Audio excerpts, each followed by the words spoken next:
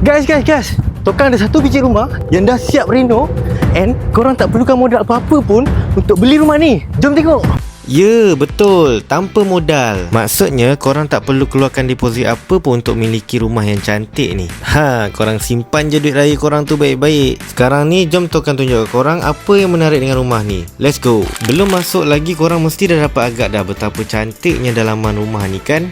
Masuk je rumah, korang akan nampak ruang tamu yang sangat selesa. Cerah, luas dan angin pun sedap masuk. Cuba korang bayangkan kalau family korang datang beraya. Mesti meriah kan?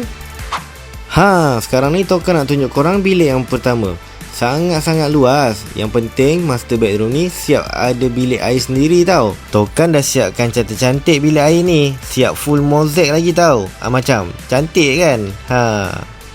Nanti kejap. Korang jangan jealous tengok tandas yang pertama tu. Dekat bahagian luar ni pun Tokan dah siapkan satu tandas yang dah siap full mozaik. Jangan risau, cantik juga. Yang ni bilik kedua dekat dalam rumah ni. And boleh memuatkan katil queen atau katil single. Nampak sejuk dan selesa. Time ni Tokan penat sebab rumah ni luas sangat. Yang ni bilik yang ketiga dalam rumah ni. Sama lah macam bilik nombor 2 tadi. Boleh memuatkan katil queen atau katil single. Macam luas kan? Yang ni mesti part yang orang rumah korang paling excited nak tengok. And yang paling best sekali adalah dekat bahagian dapur ni Tokan dah siapkan full mozaik tabletop. Tinggal masuk je barang dapur korang. Boleh terus masak.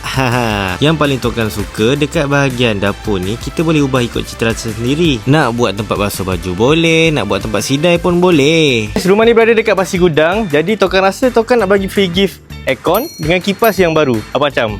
Kalau korang berminat, jangan lupa follow, like, comment and share Tokan Property JB, the best agent in the world. Bye bye.